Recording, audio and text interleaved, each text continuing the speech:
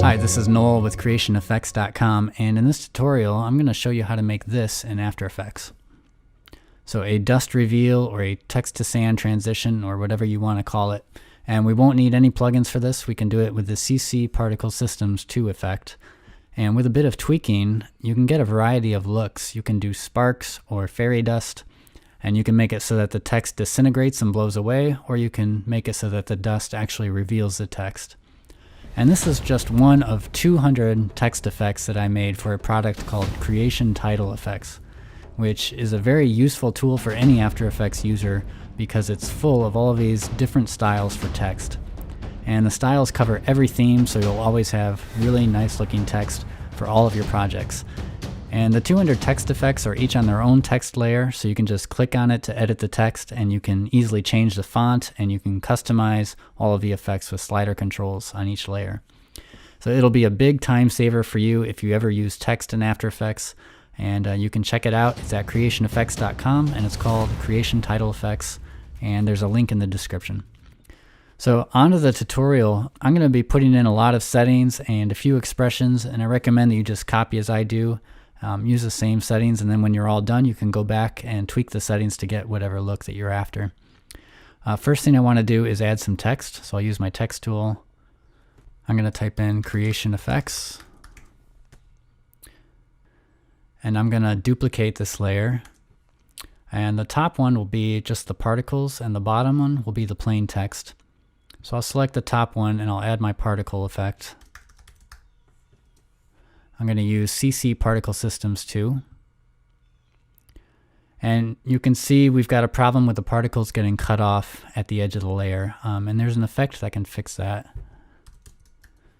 It's called CC Composite. And we want to put that before the particle effect. And you can see that expanded the alpha channel, and now we can see the particles. I'm going to open up some of these sections here so we can see all of the properties. And the first thing we want to do here is check the source alpha inheritance. And that'll make it so that the particles are only emitted from the letters. And you can see if I move the producer around, it fades and then gets bright as we go over the letters. And we can actually tighten that up a little bit by decreasing the radius X to 1. The radius is how wide our particle emitter is. So we can be very narrow width-wise, and then height-wise we want it to be at least as high as these letters. So for the radius Y, I'm going to put in 13. Depending on the height of your letters, it might be different from that. And then we want to animate the producer to go from one side to the other side. So I'll just put it over here at the edge of the frame. I'll type in 0. And make sure it's in the middle of our layer vertically, and go to the first frame and add my keyframe at the position property here, and then go forward about 1.5 seconds or however long you want your transition to last, and I'll type in 1920, which is the width of my comp. I'll hit the U key and you can see the 2 keyframes that created, and if you scrub through you can see the particles exploding off of the letters. We're going to need more particles than that, so I'm going to change the birth rate to 50. And the longevity, which is how long those particles will live before they fade away, we'll set that to 4 seconds. And I'll change the animation preset to direction normalized. The velocity is how fast these particles will explode off of those letters. And this is a very sensitive control, so we can use a small number. I'm going to put in 0.3. Inherit velocity will make the particles move with the particle producer. So they inherit the momentum of that producer as it moves across. We can set that to 40%. Gravity, you can see that the particles are falling down. That's because gravity is set to a positive number. But if we make it negative 0.3, the particles will float upward. Resistance, that's how much the particles will slow down after that initial burst off of the letters. And we can set that to about 20. Direction we can leave alone. Extra, that makes the particles spread out a little bit and add some randomness. I'll set that to 2. Particle type, we can keep that at line, but you can experiment with different ones if you want. Maximum opacity is set to 75%, which is too bright for me, so I'm going to put this at like 22%. And for the color, I'm just going to sample the color of the text for both the birth color and the death color. And I'll make the death color a little darker.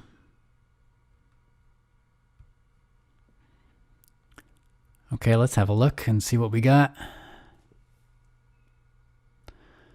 Okay, you can see some awesomeness starting to manifest here.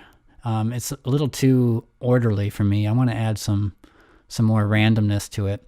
And we can do that with a simple expression on each of these properties. And it's the wiggle expression. If you don't know about the wiggle expression, I'd say it's the king of all expressions. And if you only learn one expression, it should be the wiggle expression. It's really simple.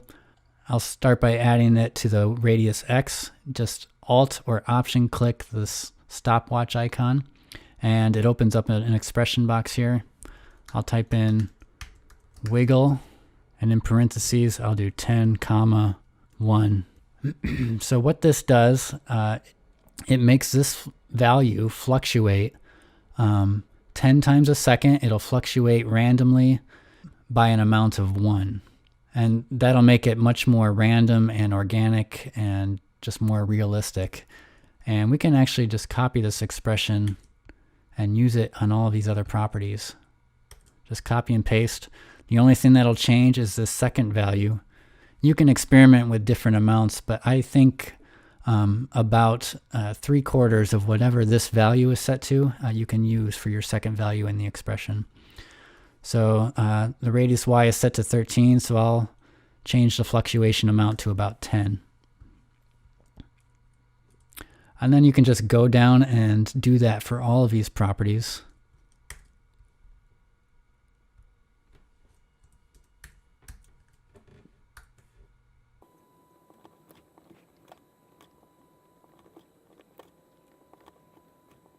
And you can even add a wiggle expression to the color properties here. But when you use a numeric value on this property, it's going to be very sensitive, and you can see we've got kind of this party going on with our particles using all these different colors.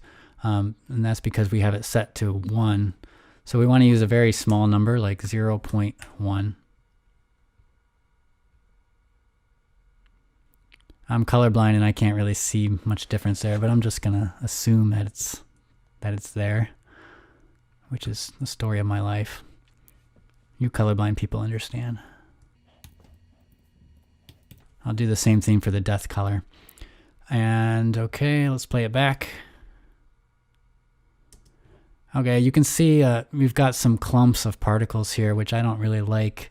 That's the velocity property. And if we go back to velocity, we should be able to just lower this fluctuation amount. Let's try 0.2. And you can see that spread them out a little bit. I think that's better.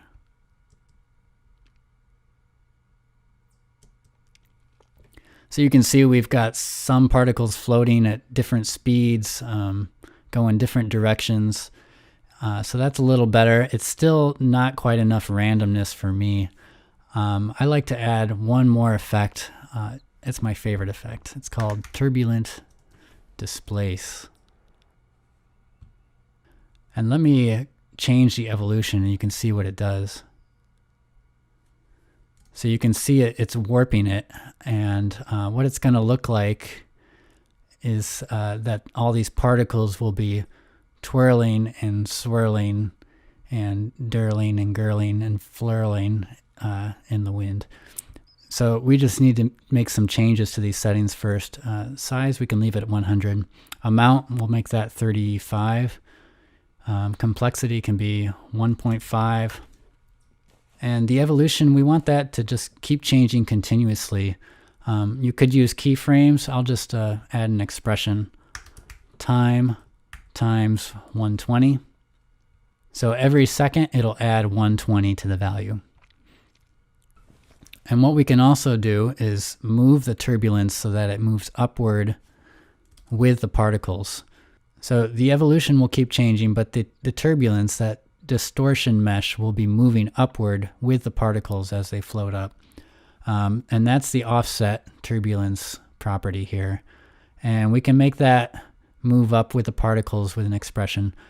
First, I want to see how fast these particles are moving. So we can just estimate that it takes about 2 seconds for these particles to move to the top of the screen. So I'll add an expression, value minus opening bracket 0, comma, time times 300 and close the bracket.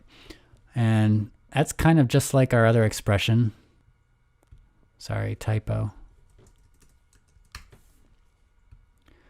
So it's like this expression, it just makes one value, this y value will continuously increase, which will move the turbulence upward in this direction.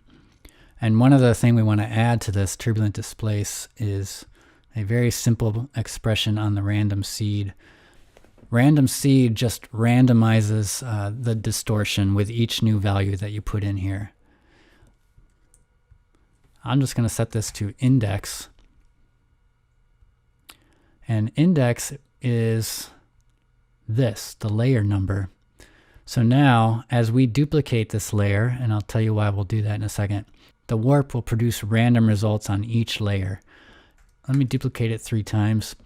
So now, with each layer, we've got different warp results and different wiggle results, because the wiggle expression is going to yield different results on each of these values with each new layer. So what that does is it adds multiple layers of particles, and they'll each be going different directions, and it's just going to add depth and realism to it, and also make it a little brighter so we can see the particles better. So let's have a look at what we got. So that's looking pretty good.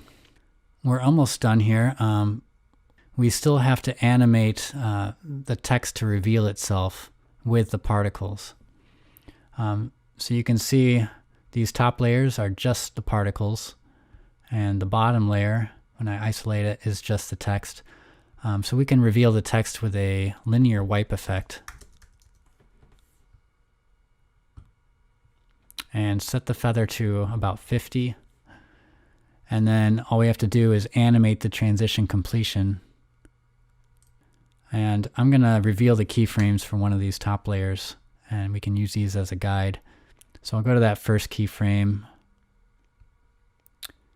and add a transition completion keyframe at 0, and then go forward, to that second keyframe we made and add a new keyframe here at 100%. And if we go through, it looks like there's a little bit of a gap between particles and the text becoming visible. So I'm just going to grab these and slide them over 1 frame, and wrong direction, sorry. I had a 50-50 shot. Okay, so that looks a little better, because you don't want the letters to disappear too soon. One more thing I would do is add a sand texture to the particles, especially areas like this that are just a solid color. They could benefit from a sand texture. So you could use a photo if you want. I'll just make one really quick. I'll add a new solid layer. We'll call it sand texture. And I'll add a fractal noise or a turbulent noise effect. And I'll lower the scale all the way to 1 and increase the contrast a bit. That should work.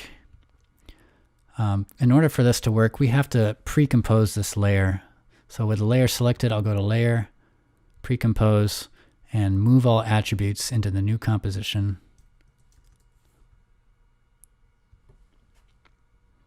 And we'll close that pre-comp that opened up. So now it's in here, it's in its own pre-comp, and we actually don't need to see it, so you can just turn it off. And now we can add a texturize effect to these particle layers.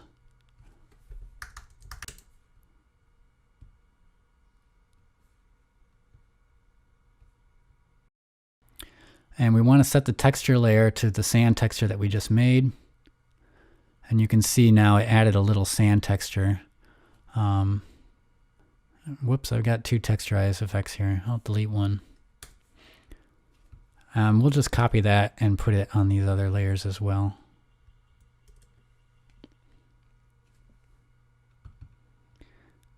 Maybe back in my sand texture comp, I'll change the evolution so that it changes. We'll make it so that it changes randomly on every frame with an expression random, and then in parentheses 1,000. So now it's like noise. And I almost forgot, you might want to experiment with different blending modes. I'll change this top layer to screen, or maybe add. I think that'll look better. Lower the opacity of that a little bit.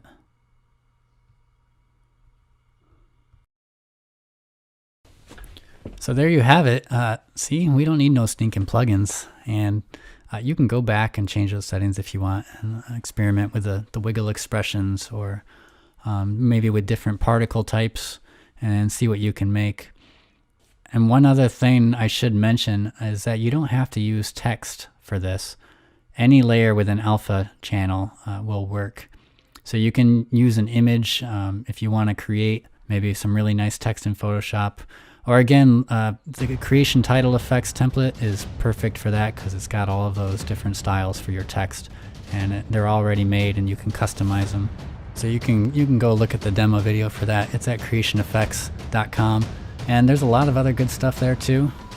There are custom 3D books, there's VHS effects, old film effects, glitch effects, ink bleeds, auroras, growing flourishes, and lots of different artifacts. So you can convert your video to animated artwork in just about any medium you can think of.